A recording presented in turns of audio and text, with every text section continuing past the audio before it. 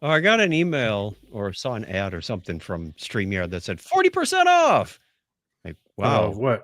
Oh, StreamYard. Oh, Yeah, we should see if it's the same offer we're getting. Maybe we can save some bucks by renewing now rather than waiting until November. So that could, sure it's not for new accounts or something stupid. no, I don't know. That's why I got to check. Somebody else mentioned it recently. They went, hey, they had a Black Friday sale last year. I went, oh, well, that's about the time we need to renew too. All right, put them on the list with Sticker Mule to see what we when they come up with deals. Well, the offer is good until July 31st. So if we renew, we got to renew sometime in the next week or so. All right. So I will revisit that. I have a task, I think. I kept it in my inbox because it's not a task yet. That's where it should belong. StreamYard, 40% off. Log in and check out the offer. Elevate your content creation. Da, da, da, da, da. See, I don't know if it's like to upgrade something or what, but I'll check. I'll check. All right. Let's get to the sharing part of this. Yeah. I had a song stuck in my head and then I went, oh, I know who I can send that to. My buddy Mark, his birthday's tomorrow and he turns 60. Well, his wife turned 60 a week ahead of him. I said, oh, a cougar. It's just like a whole week older. I don't know any couples with birthdays closer than that. But I said, all right, tomorrow you and Sonia can sing a song to each other. You can sing George Harrison's You're 6D, You're Beautiful, and You're Mine. That's right. And then when you get to 70, you can go to Ringo Starr. What how close did you say their birthdays were again? 1 week. She's 1 week older than him. I knew a couple their birthdays were the same day. Not necessarily the same year, Really? but same day. Oh, okay. Yeah. Yeah, we've been dating since the hospital. It Since was we a were all there. arranged marriage. Yeah. That's right. Both mothers were disillusioned or hallucinating because of the drugs, and they set us up. You know what? Your son ought to marry my daughter. That's what we'll do. Yeah, let's do that. That's right. Okay. Well, Donna and I were born in the same hospital, but it was like a year apart. Yeah, the hospital I was born in isn't really there anymore. Well, it's there, but I think it's a convalescent home kind of thing now. It's you'll get to go back to the place you started. Yeah, I know. Life has come full circle. I started in diapers in this building and I'm ending in diapers in this building.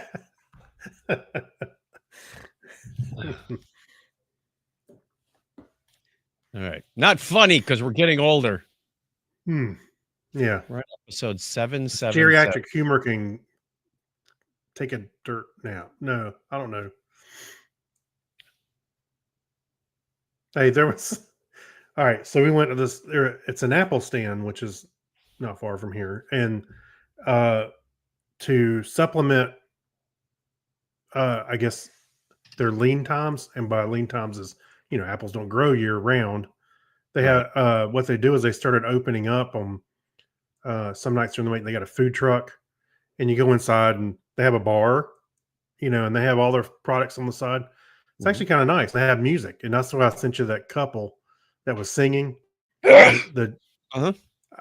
said it was geriatric duo. It was geriatric jukebox, actually, is what it was, and is what they were. And the last song, when they were finishing up the last song, I stuck one of those lighter apps on my phone and did like that, and I could see as soon as she saw it from across the room, the lady laughed. Nerd. I said, I'm sorry to mess up. I said, I'm sorry, I didn't mean to mess up your song. And she said, oh no, I thought it was hilarious. Oh yeah. It's always more fun to play when you're smiling. Yeah.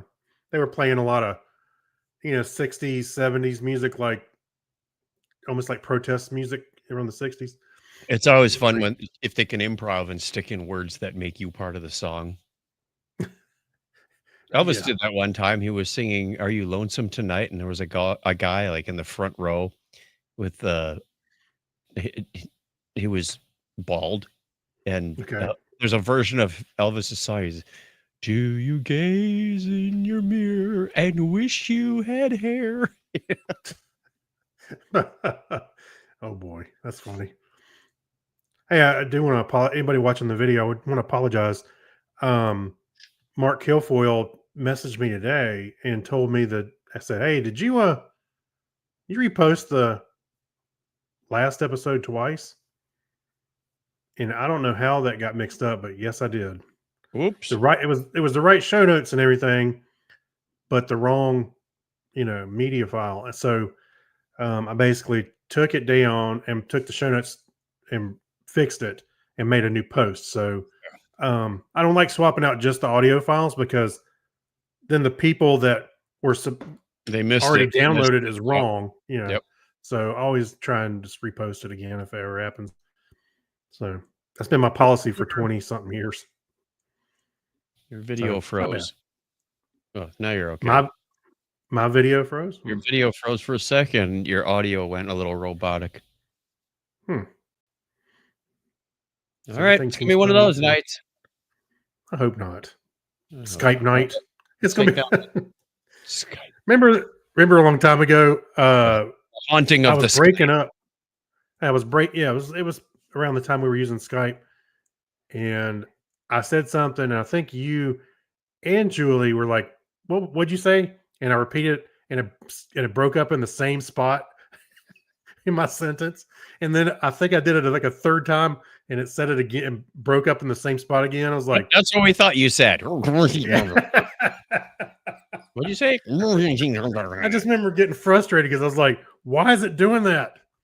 I wonder if they were doing some kind of weird buffering thing, and it kept sending you. It some was crap. noise removal, and all you were doing is making noise. Yeah. All right, shall we begin? Yeah, let's get started. Okay. Turn on the screen. Audio levels, audio levels, audio levels. We'll check the intro.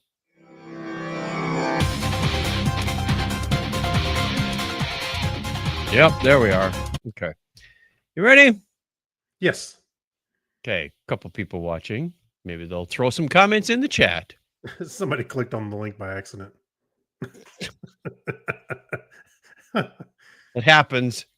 We don't Yeah. make very good clickbait, but when we do, it's Technorama. All And right, by here the we way, go. wait a minute, real quick. You'll think this is funny.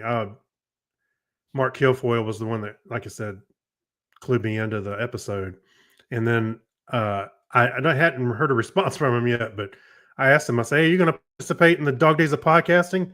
There's no tariffs on podcast imports." Too soon. Too soon. Too soon. Okay.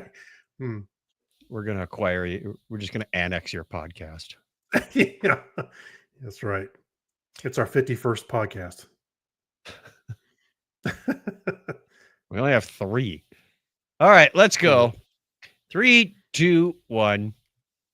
Technorama episode 777. Oh my goodness, it's science.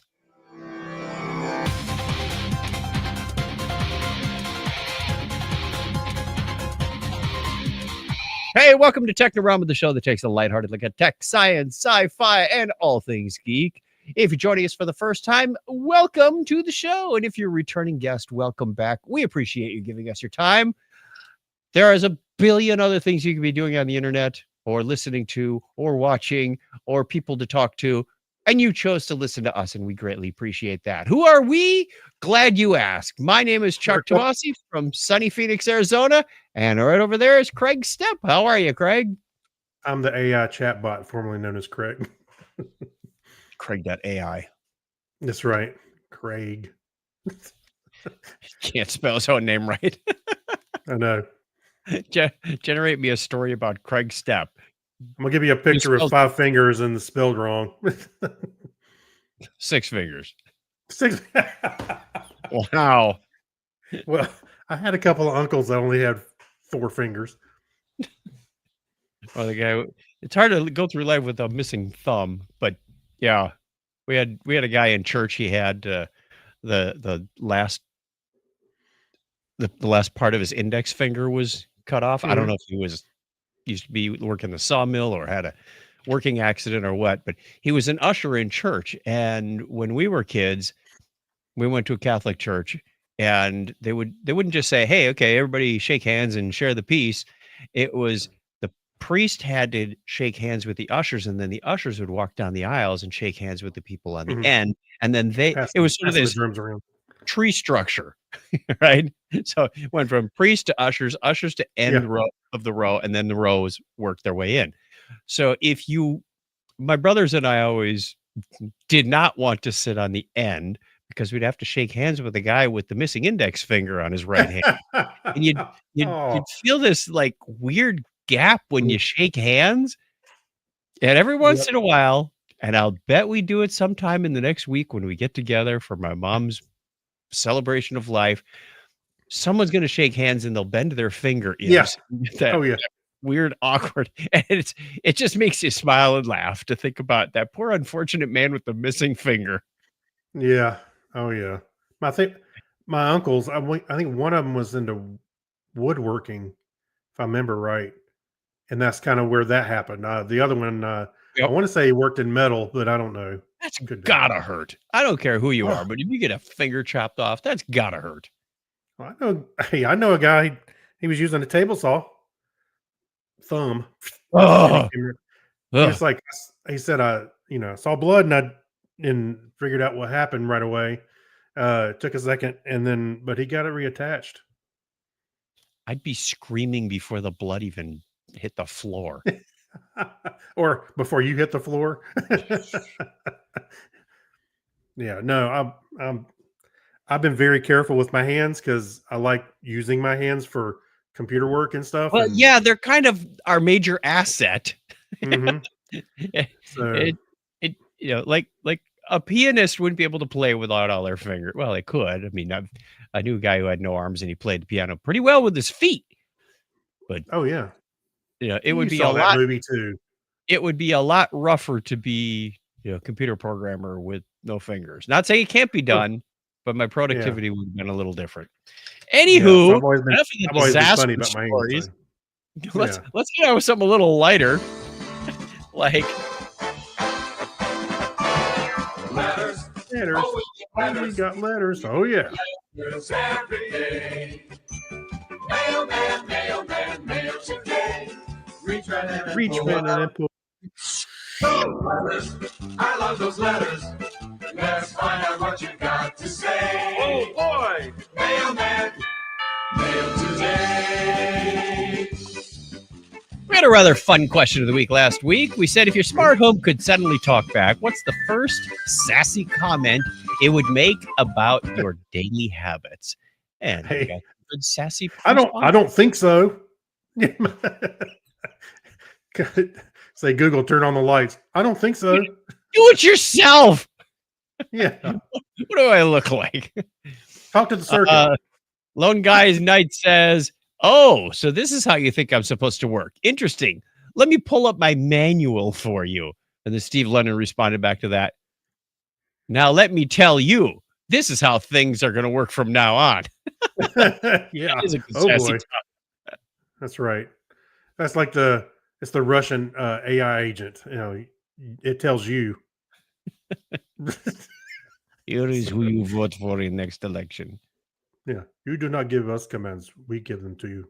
All right. So Steve London also said, I have 4 people yelling at me in this house. So one at a time. And you better start to make up your minds before I start breaking the laws of robotics on your sorry asses. And no, I will not Google that for you again. Yeah. That's funny. Google, how old is George Clooney? Oh. If I had a dime for every time I was asked that. Google says, I told hang you. on.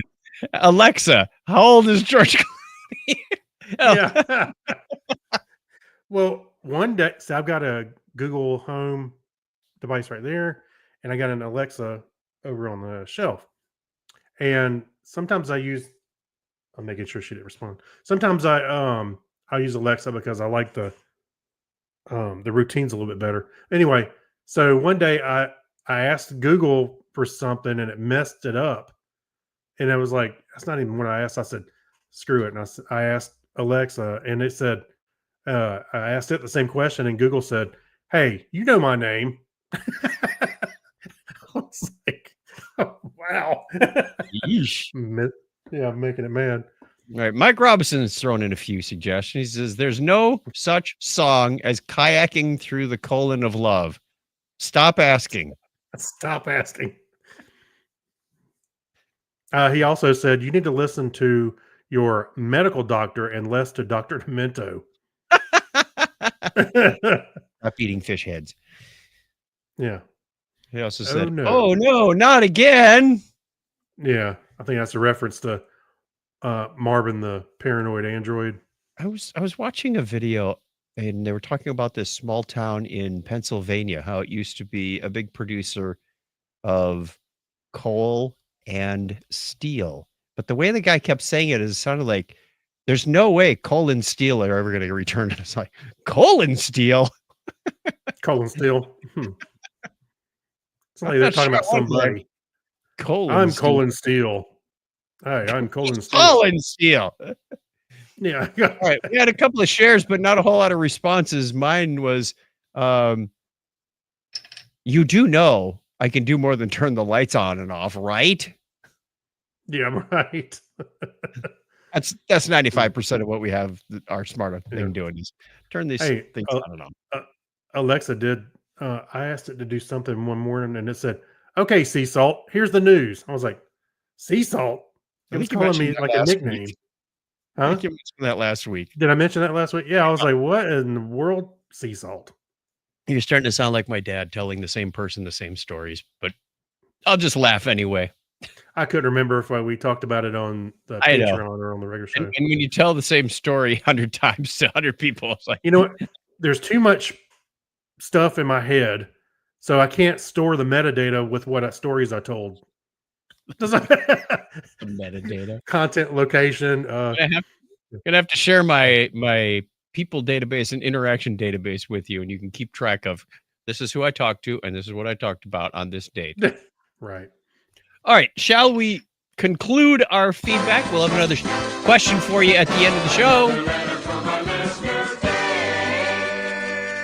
But for now, we're going right into his story. His story. His story. Something like that. For July 23rd, 2025, it's the 204th day of the year in the Gregorian calendar. There are 161 days remaining in 2025. That's not a binary number. It was on this date in 1829 that in the United States, William Austin Burt patented the typographer, a precursor to the typewriter. Typographer. Also on that date in 1903, the Ford Motor Company sold its first car. Yay! And July What color it was? 23rd, 1926, Fox Film bought the patents of the Movietone sound system for recording sound onto film. Thus, talkies were born. Wow, that's amazing. 100 years. And the first station of the Indian Broadcasting Company went on air in Bombay on this date in 1927. Wow. 63 years ago today, Jackie Robinson became the first African American to be inducted into the National Baseball Hall of Fame. Wow, very cool. And also today in 1962, Telstar relayed the first publicly transmitted live transatlantic television program featuring Walter Cronkite. That's the way it was. All right, you're stealing my material now. On July 23rd, 1972, United States launched Landsat 1, the first Earth resources satellite. And it was also in the state in 1995 that the comet Hale-Bopp was discovered. It became visible to the naked eye on Earth nearly a year later. It was 28 years ago today that Digital Equipment Corporation, aka DEC, filed antitrust charges against chipmaker Intel. Wow. Remember them? DEC? Remember Intel? Barely. I was just thinking, really don't hear much from them anymore.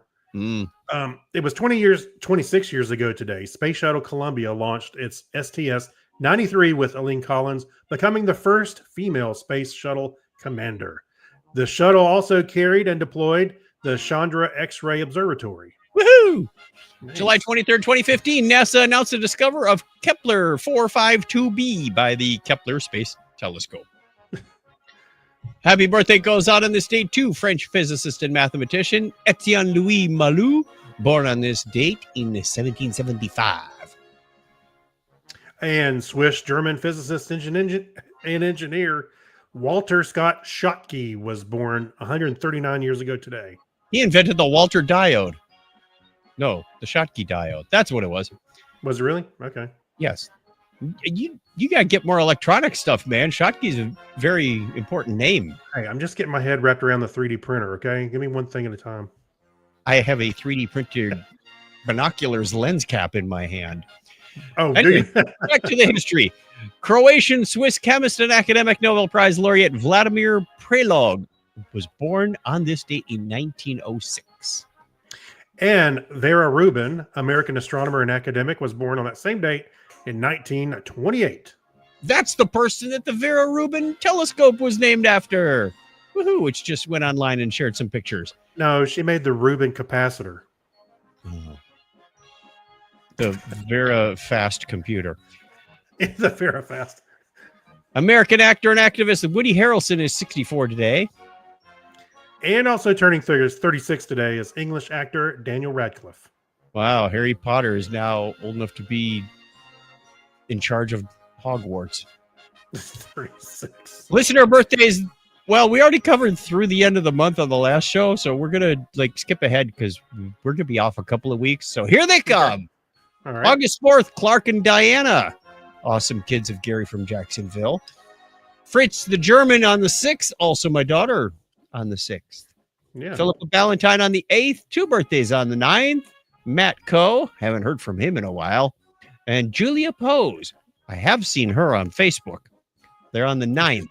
She's 52 now. The 10th is, no, she's not. Sam Martin, getting up there in years, of course, is former Apple employee Steve Wozniak. We Mhm. did an interview with him. August 11th. It's his birthday. I'll have to send him a text. And David Brewer, a.k.a. Tyrion the Imp, is on the 11th. So happy birthday to all of you. If it's your birthday this week and you're not on the birthday list, consider doing so. Go over to chuckchat.com/birthday. Put your name on the list. We'll give you a shout out at the appropriate time of year. And if it is your birthday and you're not on the list, happy birthday to you. Happy birthday to all of you through the 11th. We'll be back with more birthdays on the 12th. That's the way it was on this day in history for July 23rd, 2025, and a few birthdays into the future. What was the other thing I needed to say? Oh, go away, band. Yeah. Send the band home. All right. They're not done yet, so we'll just stop them there so they don't embarrass them. Look, Mike Robinson says Daniel Radcliffe is The Weird Al. Weird Al.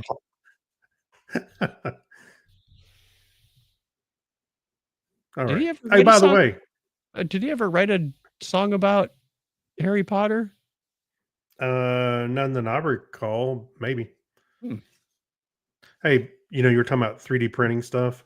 Yes. I was getting excited because when the Superman movie was about to come out, and I was just playing around. I needed to test something on my 3D printer anyway, so I had printed out this a few weeks ago.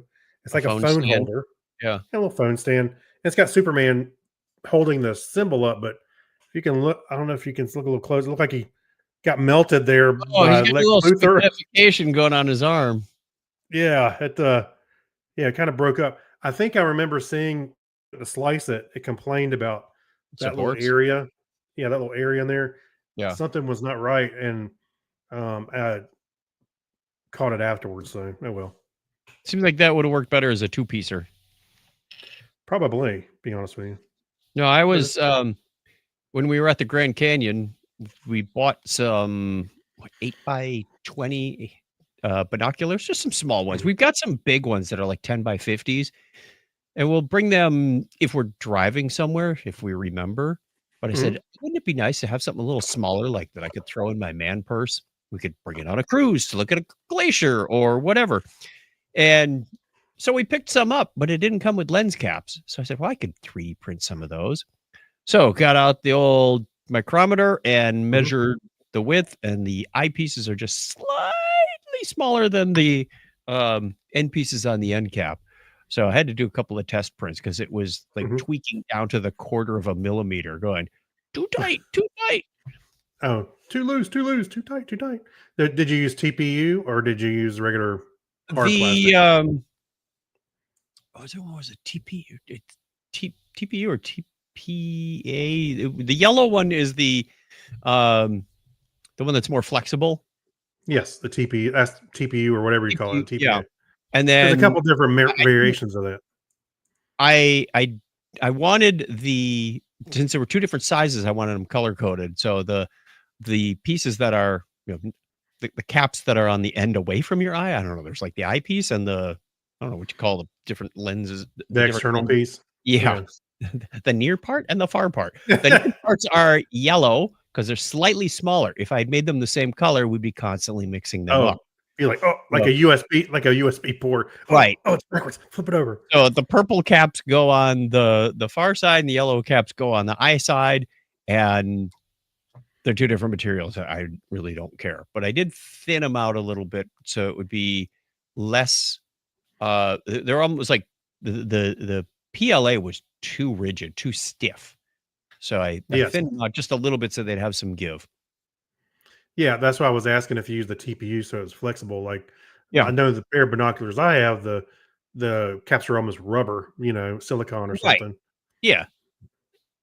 The caps that we have on our big ones, I don't know what they are. They're not anything made from a 3D printer, of course, but they're bendy enough that after time they'll start to crack.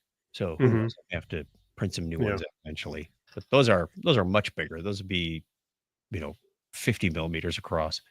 Anywho, let's get on with the news with a random. Oh, great news, everyone. I don't know if you call this great news or just progress. I think this is kind of cool. But you sent an article from Bloomberg that has robots that are now doing sculptures in marble. Yes. And these are pretty cool looking robots, if I do say so myself. They almost remind me of those big like KUKA ones that do the robotic assemblies because they can rotate in a number of axes. I'm going to do a screen share for the people that are watching at home. So let's share. And by the way, I was Kim and I were watching. Stanley Tucci has a show about Italy, and he went to, where's this? I'm trying to remember where this one is. It's in Italy. I think he went to the same quarry where they pull the marble out, and I think like Da Vinci and others. This is where all the statues came from. I said the time it takes is still a long time. Aside from these guys chiseling now being replaced by robots, he said it took a month to get a diamond saw that could cut a block big enough because they were looking for this fairly hefty statue. I think they said like a 15-ton statue at the end. Wow. Then it takes another month to cut it. Then once they get this drill on it, it goes for a while.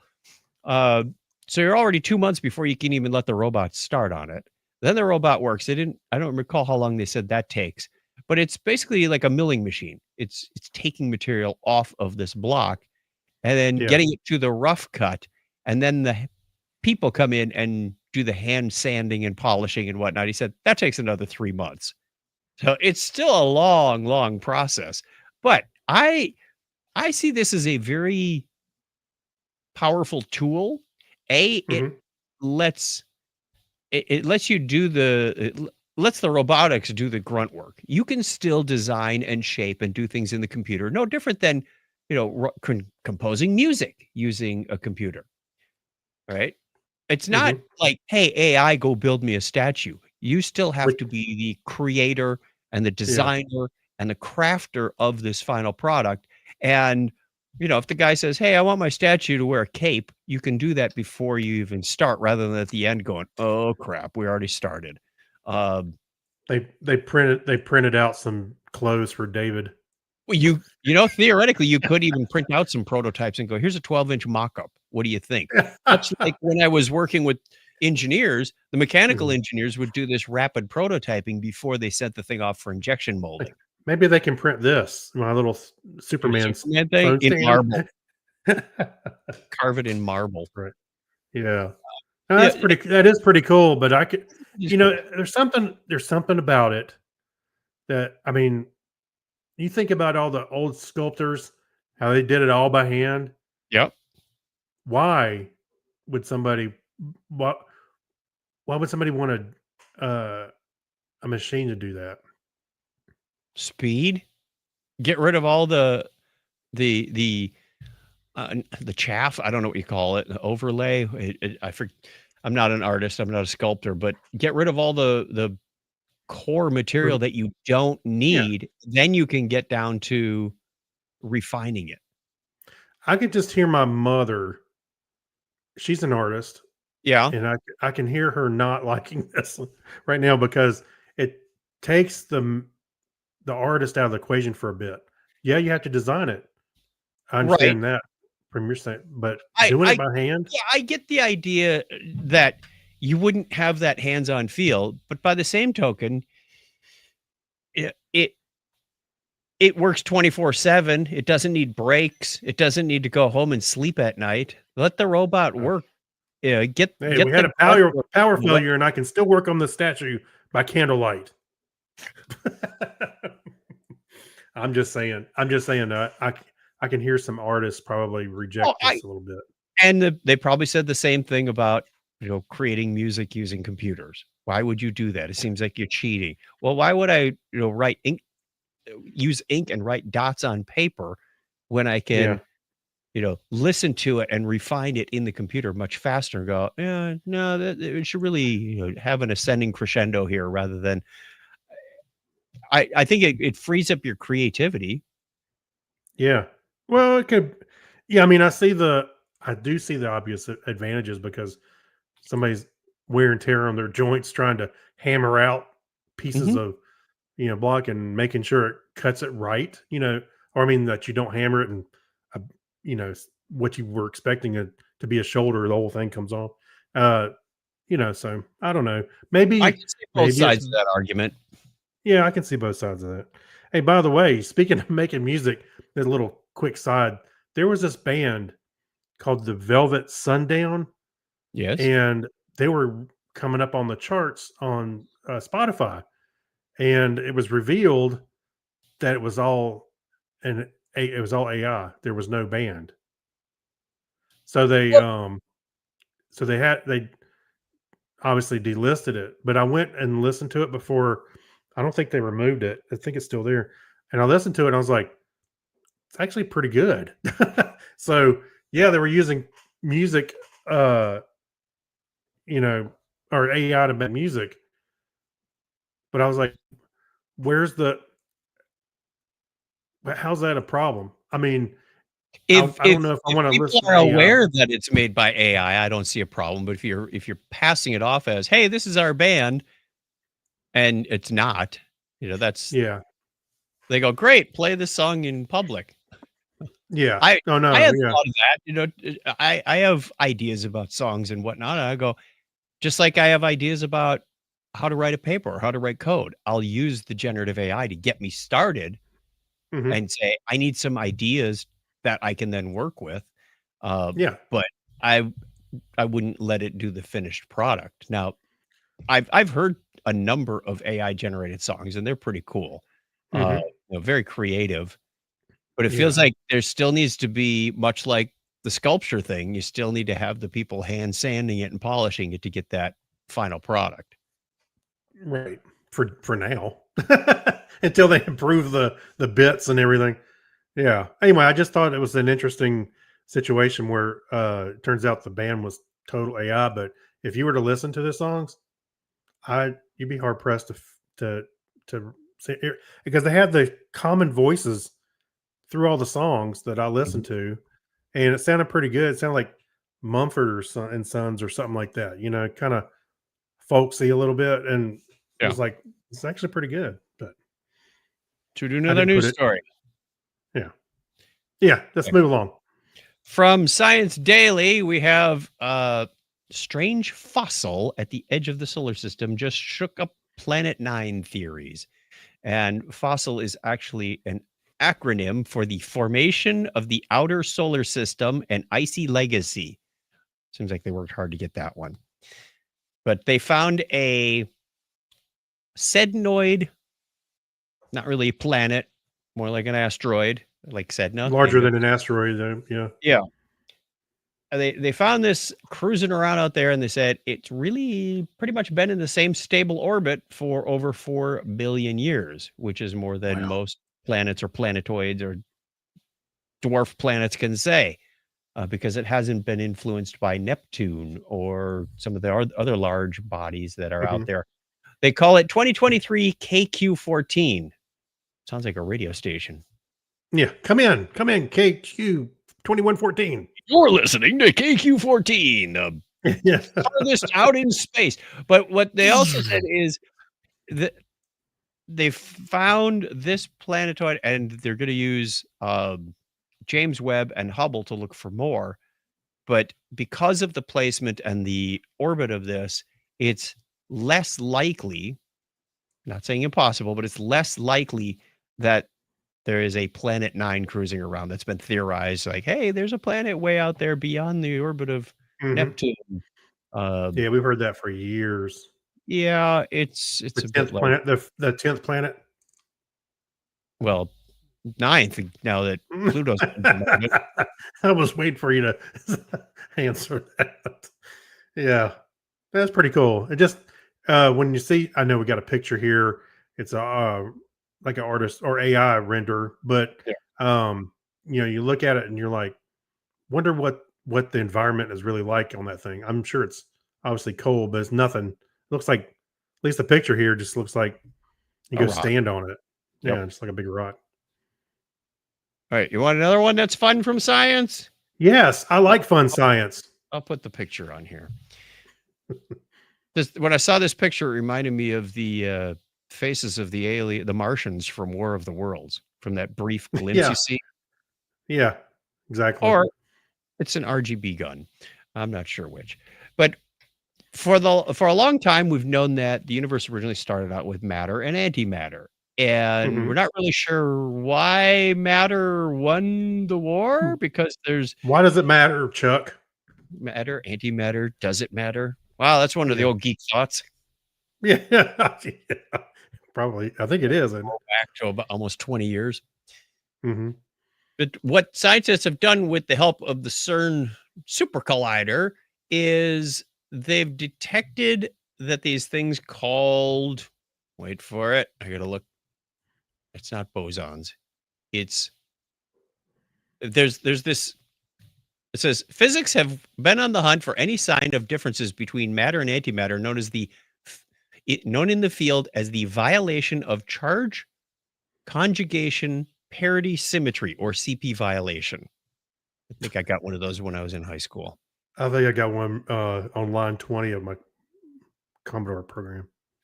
But they've detected these baryons, and baryons are these subatomic particles, and even smaller than those are the quarks. So Mhm. they're made up of quarks. Baryons particularly are an up quark, a down quark, and one more of the exotic cousins called a beauty quark. I was gonna And say, if you're imagining Deep Yeah. Space Nine, where he Yep. dressed up as, was it Grilka? What was Quark? oh, I crust can't or- remember. You talking about? Yeah, I Yeah. forget Anyway. his name. Yeah, Not that. This is something totally different. But they said we've detected this decay. Lumba. That's it, lumba. Hmm. The amount of decay, or the difference, doesn't fit with the amount of difference between matter and antimatter that the universe is made up of. So there may be more to this story, and they're hoping that they can detect more differences, but they're extremely rare. But in reading through this article, it was amazing. I always thought that the LHC, they sent these particles round and round and round and round, and then they smash into each other and they detect what happened. Well, they said something like, no, it's more like 200,000 collisions a second are happening. Wow. Wow. That's got to make for a lot of terabytes of data. Yeah, that is amazing. Wow. Yeah, Yeah, I bet it there's would. Really cool Hey, stuff. You read Hey, through wait a this, minute. the more Before insight on how the LHC Hey, works. Yes. Before you ditch the article, go back to it Oh, yes. and scroll down. Yes. Look at That that big thing? magnet. Yeah. Is it a See if you magnet?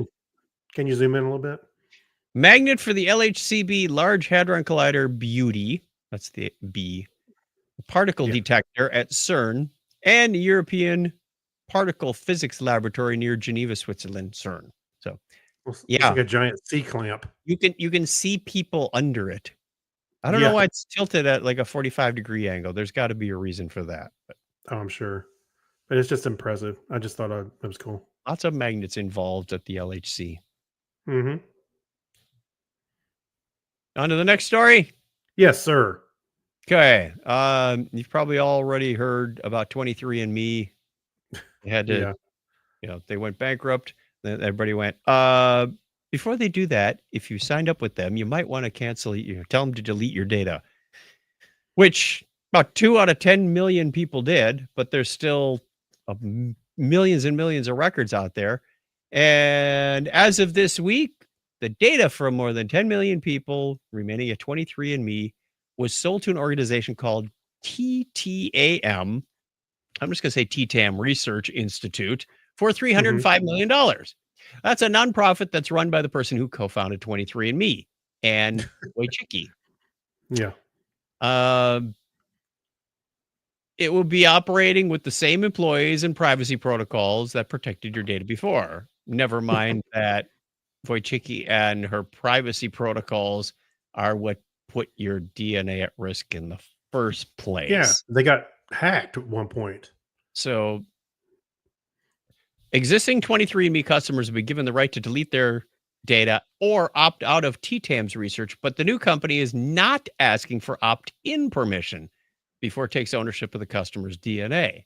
Why does that matter? Well, because people who handed over their DNA 15 years ago often learned about their genetic ancestry, never imagined it might be used in this way now. And asking for permissions might significantly shrink the size or value of that database. And think about the people who can't opt out because they passed away. Yeah. 15 years.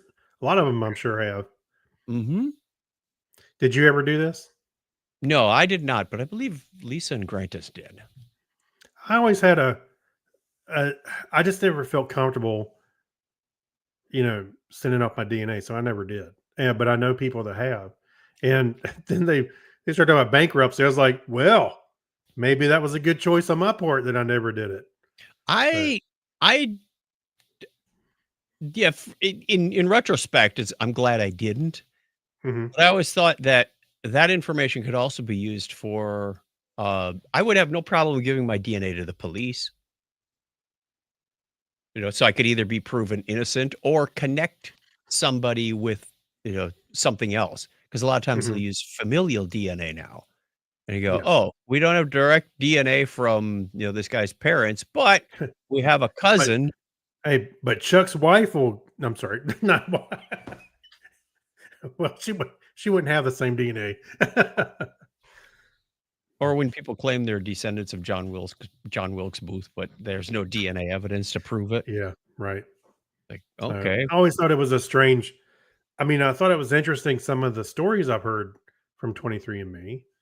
One of my friends did it and found out he had it was a genetic cousin that lived nearby. Yeah. I don't know that they ever made contact with one another, but things like that. Or there's been times when, didn't somebody do 23andMe and find out that I know what it was. It was a story where The lady found out that she worked with her mother. Her mother had put her up for adoption years, obviously, when she was born, and they neither of them knew that the other one was standing right there. Wow. Yeah, it's kind I of. hope they got along before they found out. I hate that lady. That son of a. Yeah, I know. Glad I No, didn't. but it's kind of amazing. Yeah, I love the reconnection stories. That's something pretty impressive that you can give credit to, not just 23andMe, but there's Ancestry.com will do the same kind of thing. But that's if you want to put it out there. All right, quick shout out to the chat room. We have a number of people joining us this evening. Thank you very much. A few comments on there from Mike Robinson.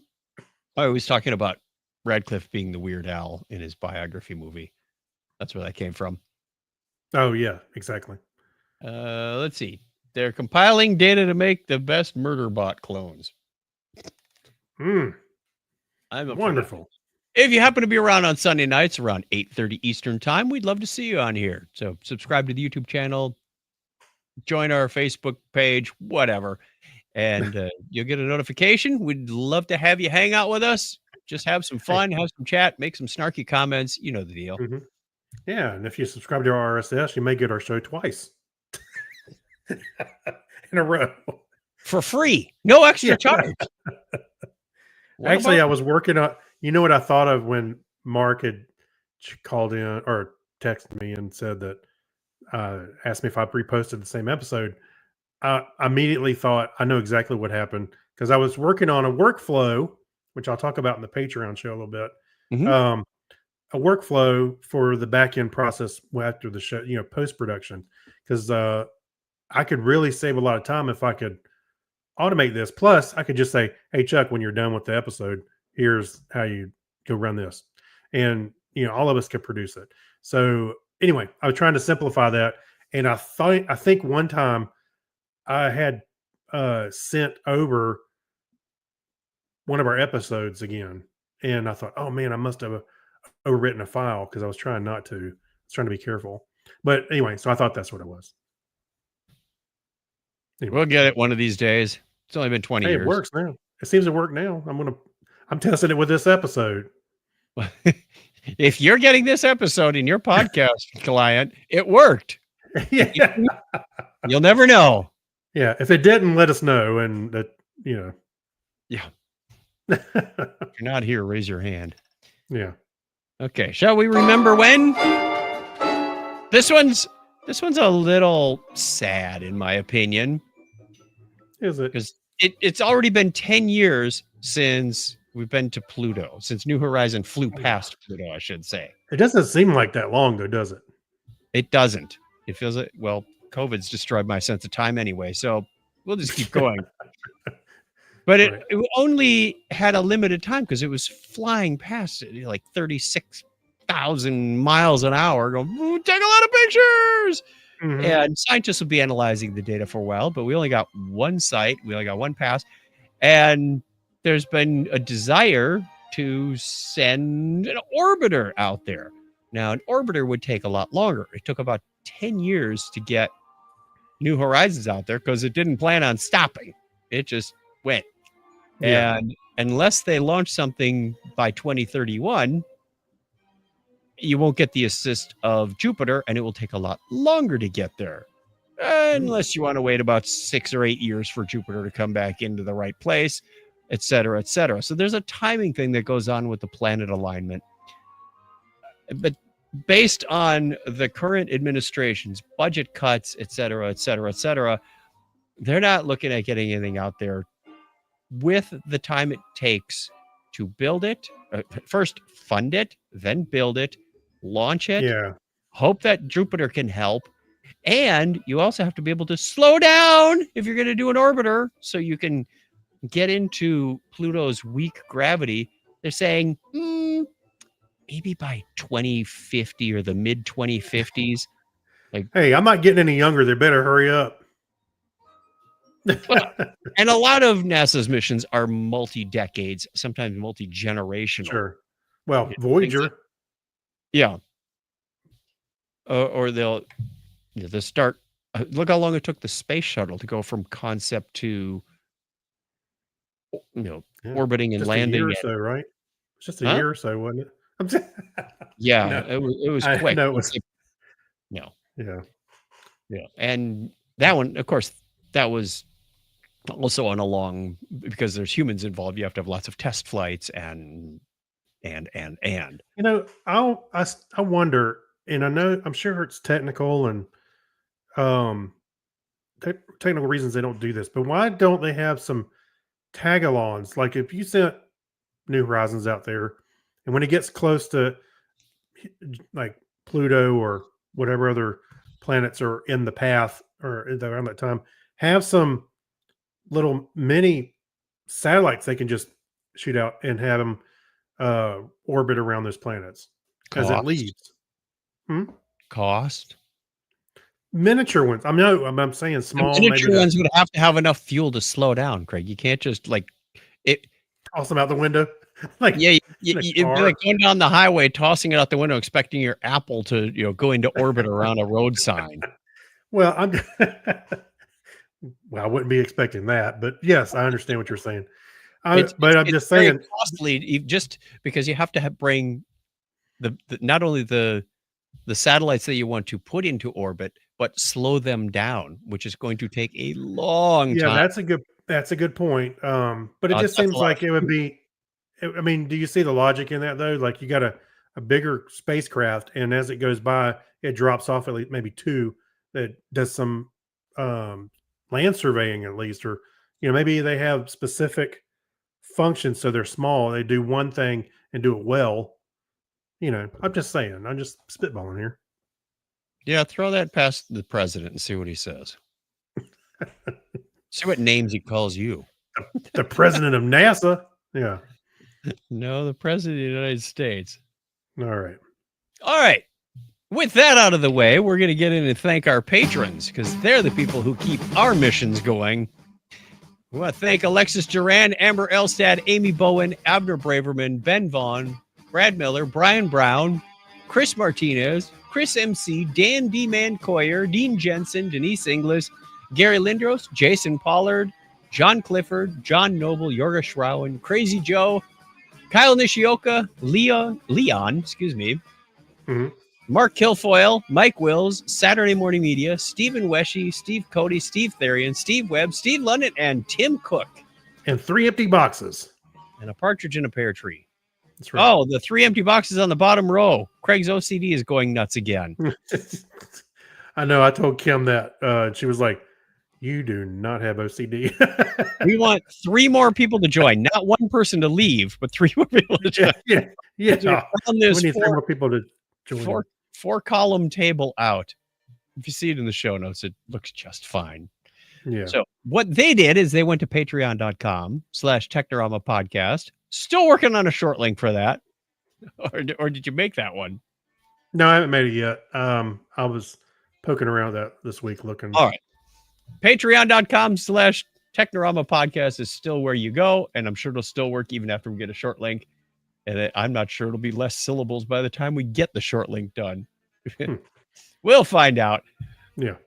And we truthfully appreciate the support. They not only get a shout out in the show, we gotta get postcards that we can send them, et cetera, et cetera. So having a lot of fun with that. Look forward to communicating with all of you, and look forward to anyone who wants to be a patron to joining soon. It's 2025 after all. Thanks, Come on. everybody. Let's fade out the music. And I believe now we get to talk about stuff we've watched. Yes.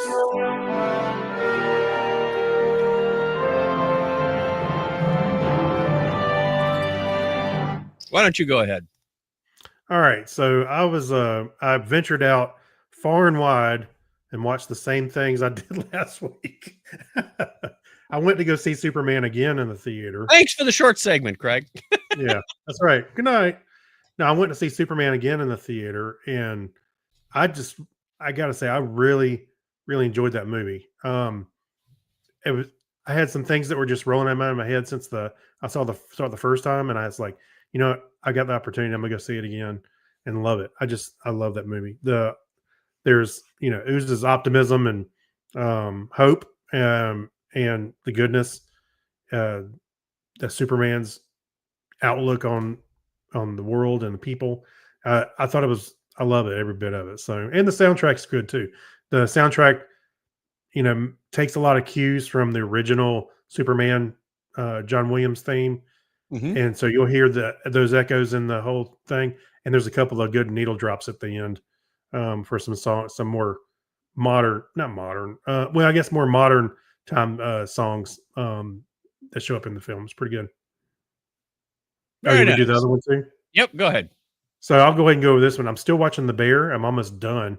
That's why I put it in here. I've been kind of binging it each night this week. So this last week, and there's 4 seasons right now, and after this show, I'm gonna watch the last one. So Okay. I'm almost caught up. I really enjoyed it. The first season, there's a lot of yelling and a lot of, like, you mentioned that when Yeah. you tried to watch it a little bit, a lot of arguing and fighting. But now, as time goes on, and I'm getting into the second, third seasons, they really dive deep on some of the individual characters and their motivations and what makes them what they are and why they're there, that kind of thing. And some of it's really moving. Some of it's, very logical. You go, oh, I see why they're there. So it's really good television. Now it's changing focus a little bit, and it's not so much yelling and stuff, but it's people dealing with their scars that they had. So it's really good. I have to find something that I'm trying to remember the name of a show that I watched, Hmm. and I can't find it in time. Anyway, I am watching a new series. It's actually came out in like 2016 on Netflix, new for me, called Marco Polo. Okay. I believe Yep. it's 3 or 4 seasons. Oh, Very it's about similar the to, guy, not the pool game. huh? It's about the guy, not the pool game. No, not the guy at the pool. Yeah. It starts out with kind of the same vibe as a show Donna and I watched a number of years ago about a English guy when the Vikings were coming over to England, and he was given over to the Vikings when he was a child, and he learned their ways, et cetera, et cetera. Well, Marco Oh, yeah, Polo yeah. went with his dad. In fact, his dad went on these multi-year expeditions, and he comes home, and Marco Polo's like 18 years old. He goes, "Oh, I didn't expect to come home to a son." It's like, "Wow, you haven't been here in at least 18 years then." And his son Sorry, says, your house burnt down, by the "I'm way. coming But with you." And his dad says, "No, you're not." But he stows away in the ship. That didn't go over well, right. and makes his way to um, China/Mongolia, where Genghis Khan. I'm not sure which way Genghis. they say Genghis on the show, and I'm going to trust him on this one. But it's It his sounds like grandson, the game where you pull the little blocks out. right? It's his grandson Kublai Khan, who's Mhm. played by the actor from Doctor Strange. You know the guy I'm talking about, the Asian guy on Doctor Strange, Oh, yes. big guy. Yeah, I can't remember the actor's name right now, but he does a good job of playing Kublai Khan. And so they get to the Khan's palace, and basically Marco Polo's dad says, "We're leaving our son here. He's yours now, but I might come back and get Okay. him." That didn't go over well with Marco Polo. So now he's an outsider. He's looked down upon. It's just this great cultural difference of being, fish out of water kind of thing. But he's learning their ways, still doing some incorrect stuff. I'm about like episode 4 or 5 of season 1, but very much enjoying this. A lot of violence, a lot of nudity. So you've been warned. Oh, sign me up.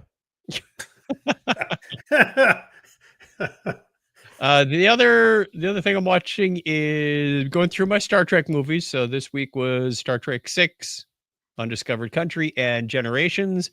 And yesterday I did watch First Contact. So That's where I Yeah, am on that's a the great one. rewatch. When I'm done with the movies, I am going to move on to uh, Enterprise. Haven't seen that in a while, so I'll go back and rewatch that. Also, Yeah. watched on Netflix another train wreck episode. This one was about Balloon Boy. Remember Oh, the the guy boy who? in the chair? He had the No, lawn chair? no, No? the inflatable UFO that the dad made. Oh, that's right. The son Yes, I did. I supposedly saw crawled inside it. I saw the little trailer for it and I went, "Oh, I almost forgot about that whole thing." Yes, I Yeah, do remember coming. Yeah. yeah, nice family.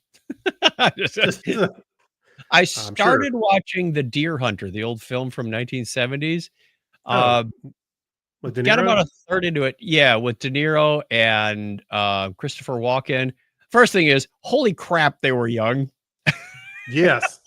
Oh, yeah. Yeah. And not Susan Sarandon. Uh, the lady, I can't remember. Shame on me. I can picture her face. But anyway, a lot of famous actors in there. I was Meryl Streep? Meryl Streep, that's who it was. I was Mhm. okay up to it seemed like it took forever to get going. It's like, oh, they work in the the steel mill. Oh, or the coal mine, wherever they were. Now they're Mhm. having a wedding, and the wedding goes on and on and on. It was slow paced for about the first 45 minutes, and it's a 3-hour movie. And you're like, "I haven't seen anybody shoot a deer yet." Well, they went up deer hunting as a group right after the wedding. I went, Mhm. "Okay, this is just it sounds like a dysfunctional group of friends." Uh, and then they all end up in Vietnam, and then you start seeing, the game of Russian roulette. And I went, "That's enough." Oh, I really couldn't invest the time into this movie. I know it's an Academy Award winner, but I'm like, "Why? Uh, why?" well, you have to look at the competition Yeah, for that maybe. year. Also in the classics, I watched Vertigo, the Jimmy Stewart one, Yes. and Netflix was saying, "Hey, this is going away soon." I Mhm. said, "Well, then I better watch it." Um, That's this one was not I wanted to go Hitch see. this was not Hitchcock's favorite movie. I don't think it was Jimmy Stewart's favorite either. It Okay. was it was interesting, just if you're filling in the blanks of classic Hitchcock movies, it was a good one. There's a good twist at the end. It's not like Psycho that goes, "Oh my gosh, that was shocking." And it's a little you watched Rear Window. I did. It was somewhere along the lines of that, where you're like, "Oh, this is fascinating," but it didn't have it did have an "Oh my gosh" moment at the very end. Okay. So, it was a The bit sad. If you look at it today, you're like, holy crap. Yeah, there are some creepy moments in there where Jimmy Stewart's just being if oh, if if any woman did what this woman, she's way too trusting, and I'm surprised Jimmy Stewart didn't kill her as part of this movie. I'm going, this is wow. kind of creepy, and she's being way too trusting in this. Yeah, you can't put today's values on, those old Right. stories. That's Like, not quite right. would you mind coloring your hair for me the way that this woman that I fell in love with, she died, but she had Yeah, blonde hair. Now, now, but now, be a big favor to me. uh, oh, put on the gray suit that she used to wear. Yeah, that's the one. Go put that. Like, I I'll do it don't for care if you. you don't fit in it. Like this is really over the top creepy. Yeah. It is one that I wanted to see. I was wanting to make my way through the, Hitchcock films that they had on there because they had, Yeah. a lot of them, like Birds. I remember I never watched let me back up. I haven't watched it as an adult, but I remember seeing it, most of it as a kid, and it creeped the crap out of me. I kept worrying about the birds swarming and, attacking people. We saw a So big old raven today at church. It was sitting in the columbarium, which is, where see? they inter your ashes. And it Uh-huh. didn't creep me out. I could just hear this, "Ah, ah, ah," and all I could think of was, uh, my mom passed away in May, and my dad set up a flagpole at my Mhm. sister's house. So they've got this beautiful pond with a waterfall and a flagpole, and they put a light on the flagpole so it lights up the flag at night. And he said, we were having a dedication ceremony, and a swan came by. He said, we've never seen a swan before. And it Really? landed in the pond, and they kind of took this as like the spirit of mom, just Sure. kind of cool thing. And the swan, he said, it didn't just like fly away. It circled around the cabin like 3 times and not way up high. He said it was, 10, 12 feet off the ground, just Wow. circling around and then flew away. He said it was really, something special to behold. And I get to church and I went, well, if my mom's a swan, who's the old crow in the column? Yeah. Oh boy. Hey, I heard across from us, there's just a wooded area, and sometimes you'll see about 5 or 6 crows going at it, and they're Yeah. "Rah, rah, rah," and they're fighting. I'm like, it's a murder going on over there. Yeah, it's a murder of crows. That's Yeah. what it's called. But it's funny because you gotta get going. And what's also interesting is my dog Clutch. He's a smaller dog, but he's too big for a bird to come down and get him like that. Yeah. But whenever he sees those black birds go over his head, I see him look up and watch those things like he's worried they're going to come down. How big He's are too they? big for yeah. Anyway, All right, that takes us to the end of the show. We don't have much in the Geek Library for you this week. Happy to share some YouTube videos with you if you really want. Been watching a lot of the same channels that I usually watch about old computers and debunking flat Earth philosophies and whatnot. But that's pretty Still? much. Oh yeah, I like watching those simply because I want to get better versed at how to, if somebody were to approach me with a conspiracy theory like, oh, the moon landing was fake, or the earth is flat, what's the best approach? Not to, you don't laugh, you don't belittle them. It's like, what scientific logic or questions could you pose well, to you know- make them go, hadn't thought of it Yeah. that way.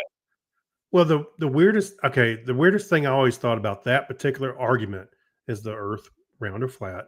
It's because if you think about it, technically you can't see the whole Earth at one time and go, yeah, oh, it's round because it's so That's big. what they're relying Yeah. on is they're saying, trust your senses.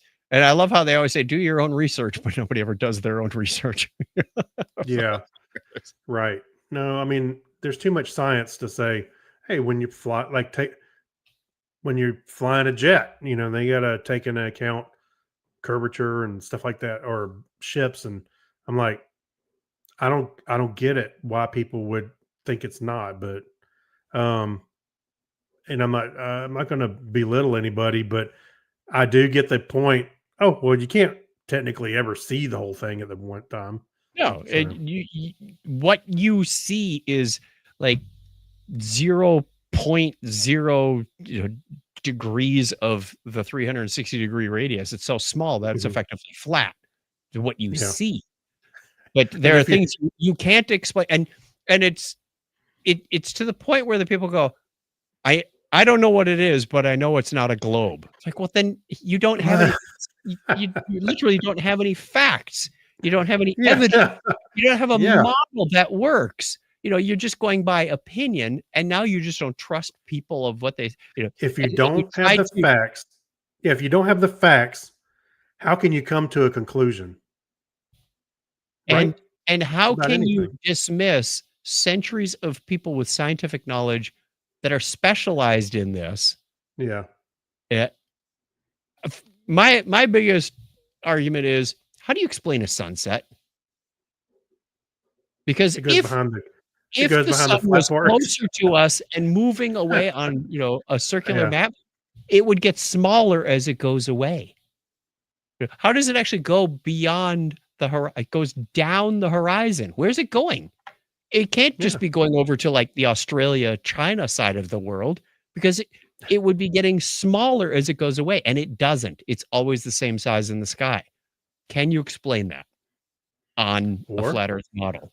Or There's when satellite companies that put satellites in space, they have to take into account the Oh, but spherical part space of the doesn't Earth. exist, Greg. Space doesn't exist. Birds aren't real either. Some of the it's a fascinating mindset. You know, when you talked about the Earth being round and flat, I was like, I think we pretty much covered our bases on this for hundreds of years of science. I commend them on their convictions, but not Mhm. on their approach. Right. There was Yeah. last December, there was this journey called the Final Experiment, where they took people to to Antarctica to witness the 24-hour sun. And the guy said, "Hey, if you want to go, I'll pay." And a number of Yeah. people paid their own way. And one of the more famous flat earthers, Jaron, said, "You know what? I can't explain this because on a flat earth, the 24-hour sun doesn't work in Antarctica. It just doesn't. But yet there it was, and a whole bunch of people are going, well, that was faked. It was filmed in a soundstage." And it's like, oh, for crying out loud. Hey, oops, I made it go away. Mike Robinson says, if the Earth was flat, where do the lizard people live? If the earth was flat, all the cats would have knocked everything off it already. He lives in the low country of South Carolina. Go look it up. All right. So didn't mean to get too involved with that, but yeah, I still watched a few of those just to go, really? These just and many of them are just out for a scam anyway. They want YouTube Mhm. hits. Sure. And all they do is if they can't make an argument, they just kind of go, well, I'm going to block you because that doesn't make sense. Right. Yeah, we won't even talk about creationism and young earth and all that stuff. There's a lot of people that think that science and religion are mutually exclusive. It's like, no, they're not. Are I there don't believe so. contradictions? Are there discussion points to be had around there? Yes, there are.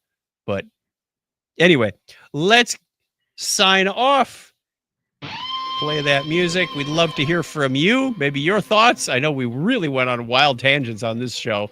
707 530 chat. 707 530 2428 is how you can get a hold of us if you want to call on a old-fashioned voice mail line. A landline.